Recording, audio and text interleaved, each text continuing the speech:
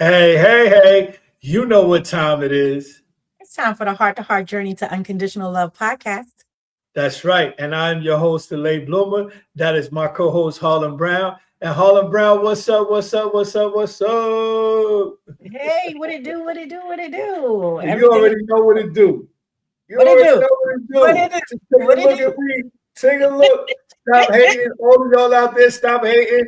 I'm doing this 365 days.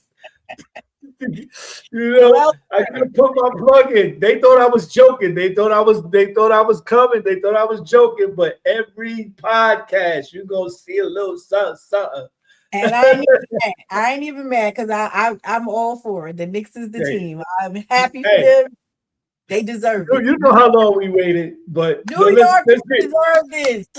all right. Let's get into the thick of things. I always gotta have my little shameless plug in the beginning of the podcast. But hey, we've been like I said, we came back raw. We came back raw from our little hiatus, man.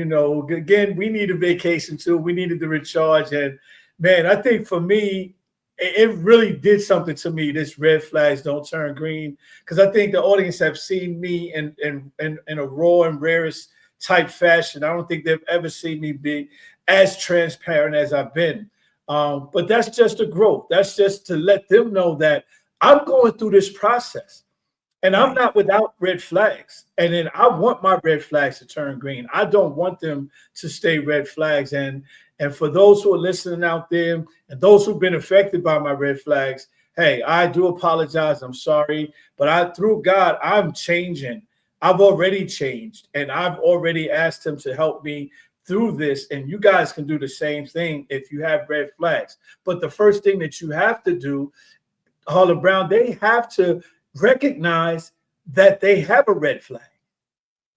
And it's okay. Acknowledge it. It's okay to acknowledge it. Like we do a whole lot of things. We can acknowledge everything else, but we will never acknowledge like things that we do that are red flags. Like we can acknowledge all day, like, you know what, this shirt don't look as good as I thought it was gonna look, or this didn't work out the way I thought it was gonna work out. And we okay with that. Why can't we just be okay with, you know what? I do some things sometimes that's not always conducive to the situation that I'm in. And Yeah, it's well, okay. but the reason why we don't do it is because we don't want to admit that we have a red flag. We don't want to admit that we are the cause for the relationship not moving forward, for the relationship staying stagnant, for always being turmoil, always having animosity, always having some that edge, always having somebody else on eggshells. So that's why a lot of people don't do it. A lot of people don't look in the mirror and recognize that they have a red flag and deal with it because they feel it's a twofold thing. They feel they don't have a red flag. But when they really look in the mirror, if they really choose to look in the mirror, it is them. And it's okay for a situation of why a relationship didn't work or why it's not working or why it's going down a spiral, out of control spiral. It's okay. We are human. We make mistakes. I've made plenty of them, but I'm not letting that stop me from being and continuing a journey down a heart to heart journey of conditional love. I mean, I'm not going to allow that to happen because that means that I'm just cutting a whole piece of my life away, and I don't want to do that. So, people, if you don't get anything else from the beginning of this podcast, recognize that you have a red flag. Acknowledge that you have a red flag, but don't let it stay. Don't let it stay red. Work on it through God so that it can turn green. I like that. I like that. I want to say, and I want to also commend you on something you said during one of our last podcasts about the control factor. I think that's the issue. I think for the most part, a lot of us want to keep control over the situation. And we think if we can manipulate the situation to keep it under control, I can't control what you think, but I can definitely control how I make you feel in certain situations. And so if I keep you on edge, then that's good because now I'm control. I'm in the driver's seat and you don't have any other, like you have to either follow my lead or beat it, right? So we do that to people unintentionally, but we think that we're guarding ourselves and guarding our hearts by doing that, but we're not. We're actually not allowing our hearts to grow or not allowing anybody in order to grow. So I think That's that's a great. big thing That's as great. well. But at the same time, it is intentional. So you say it's unintentional, but it's both. It's unintentional and it's intentional. Because I know in Right. my case, it's intentional. Like, no, Right. you ain't telling me.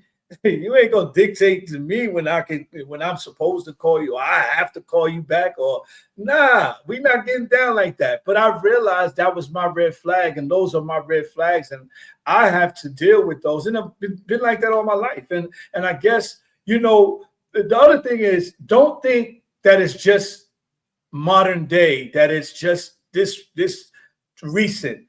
You probably been like that for the entirety while you was in relationships and not realizing it. And that's what I had to think about, because I look back and I was like, man, oh wow, ooh. And a lot of times back then, you're younger and you don't realize that they're red flags, and it's just you being you. Right. Hey, it's just me Right. being me, and the person's like, yeah, I gotta accept that person for who they are, whatever. But you meet people where they are, but you don't have to accept what you do. And I know you said something one time about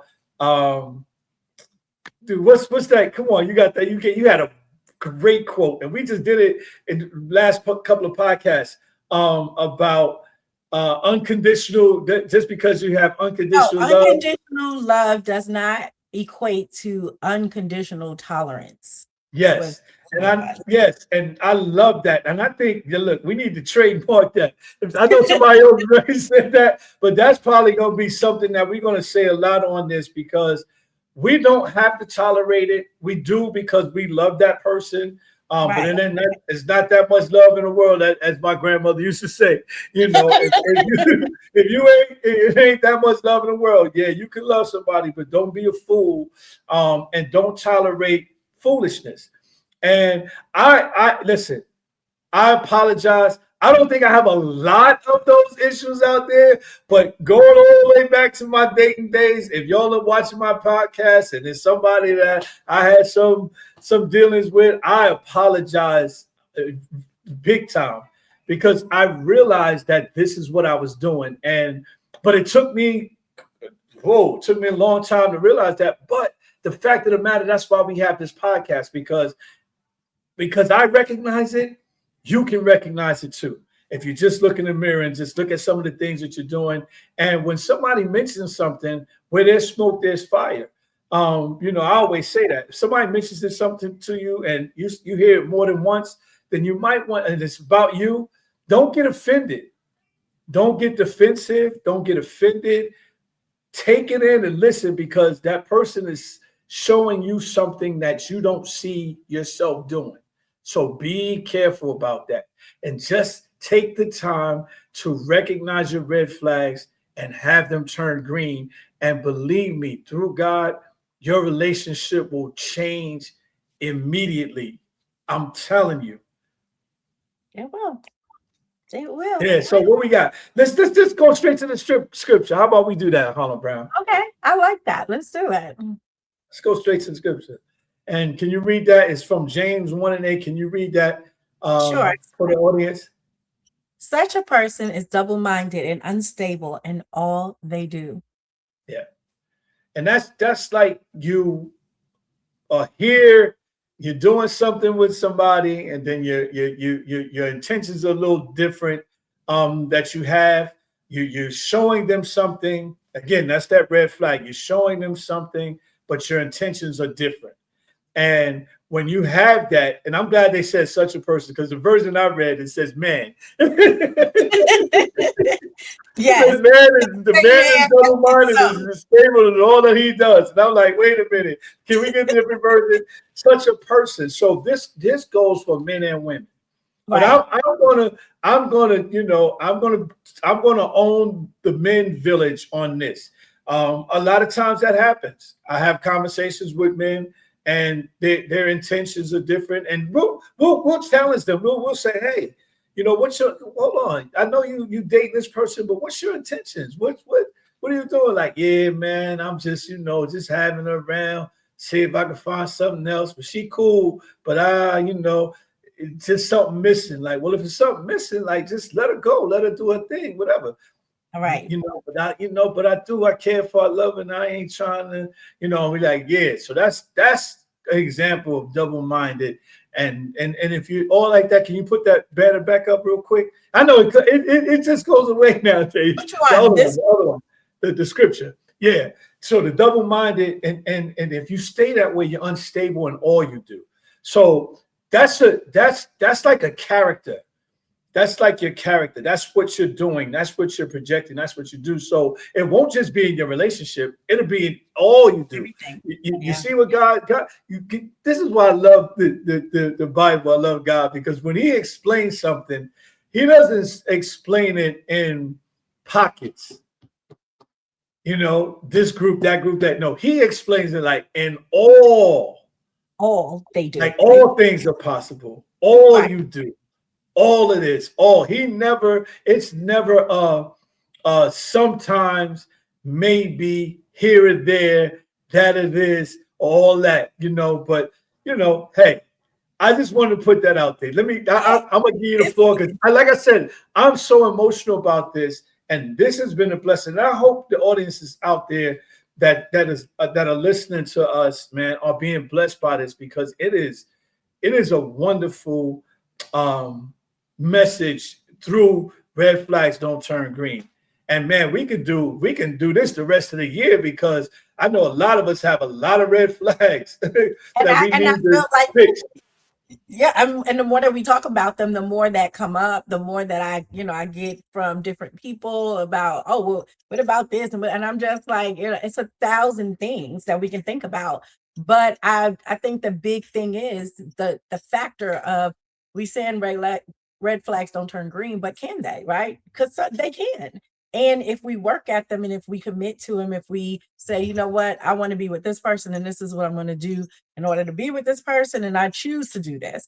So it's a choice that we have to make. We just have to make the choice. Do we want to stay with the red flags and just red flag it all through life, or do we want to see some growth and some change? And so I think that it has been a true blessing and an eye-opening experience, because when we look at these things and we look in the mirror, and we always want to see the best parts of us, and that's always great, because you have to strengthen the best parts of you. And it's okay also to look at the parts of you that you're not so proud of, something that you may not even thought that was a red flag, but somebody brought it to your attention, because now it affects somebody else. And when you start thinking in that term, that this action is actually affecting someone else, then I don't want to be the person that puts you in a position to make you feel a certain way. So Yeah. that's just where that's what I see. That's what I got out of this. That's what I enjoyed about this, because it allowed us to go back and forth about some things that we're like, hey, wait a minute, but this is a red flag. But why is this a red flag? And why should it be considered a red flag? And yeah, it is. It is. And it makes We're gonna continue to go through this, but what I want to add to what you said, yeah, it's a choice, but you have to make that choice. And the most special and important piece to that is through God. right. So you can make the choice, but you make that choice, and you ask God to help you turn that red flag to green, because that's the only way it's going to turn to green. Believe me, you think you have the power, you think you have the whatever, but you revert back to what you familiar with when it doesn't go your way. But through God, when He changes you, you're brand new. You're brand new. He wipes the slate clean, and He allows you to understand where you went wrong. And through Him, if you continue to keep your hand in His hands, listen, that red flag will be green for the rest of your life if you allow it to be. Absolutely. I totally agree with that. Yeah. That was, yeah, totally Well, agree with that. let's keep going on your list, because I know we got a little bit more time. A lot of times we running out of time, but this has been so great. But what was the next thing on your list? So the other thing on the list was excuses. Being in a relationship where something that is not necessarily a big event or an important thing, but something that, your significant other is asking you to participate with you, but it's always an excuse. I'm too tired. I have a business thing. I have a meeting thing. I have a this thing. I have a that thing. And then your person starts to feel like, okay, well, I'm not even going to ask anymore because you're either too busy or you're too tired, or um be me, I'm a perfect example of thinking, of watching a pattern and being like, well, no need to talk about that because we talked about that before and it just Yeah. continues on happening, so I'm gonna just leave that alone. So it's one of those things where we have to be just knowledgeable, right? And not always have, because it could come off as an excuse all the time. And I think that's what happens. People take it in as, okay, I've asked a few times, it's not going through. So maybe this is something that the person's not interested in. So I don't really want to hear the excuses anymore. I'm just gonna let it go. So that's Well, that's let's one of keep it a the things. buck. Let's keep it a buck in here. This is a heart to Mhm. heart, so we don't have to skirt around these issues, whatever. It's how you make the other person feel. Okay. The main saying I say all the time, and sometimes I don't go about it. You make time what you want to make time for. Absolutely. You see what I'm saying? So the Absolutely. excuses are just a way. And just get it. Let's be real with this. Let's not sugarcoat this. And I think that's the thing coming back from vacation. Like I'm tired of sugarcoating stuff, and making it not that we did because we've always had a heart to heart. But I mean, I really want to dive into these topics where people can really relate and understand. Not they weren't relating and understand before, but this is a real situation. Like Yeah. if a person doesn't make time for you, you feel some kind of way. You're in Always. your feelings. You're like, whoa, wait a minute. I thought we had this. But like we got to look at the total situation. We can't just have it being an isolated thing, although sometimes it is. But there's something behind it because one, what is it that person is asking you to do? What is the excuse and why are you giving the excuse? What is the scenario? And that is the key to unlocking um, the way that you feel about that person or why you getting excuses all the time. And I tell my divas all the time, I'll be like, look, let me tell you something. Hey, if somebody say they trying to do something, when you ask them and say, well, I'm gonna try to make it, just don't even expect them to come. Absolutely. Because you know how in my podcast, trying to do something will keep you in the same place. Because when they try it, they're gonna stay in the same place. They ain't coming to support you. You know what I'm saying? That's very So true. yeah, because the person again, definitive. I don't know if you erased that other scripture we had about the one before this one. I did. I Okay, did. but we talk about just a yes is a yes, a no is a no. You know what I'm saying? It's either yes or no, and stick to it. And especially if you are being a person who really wants to support a person, being tired doesn't matter.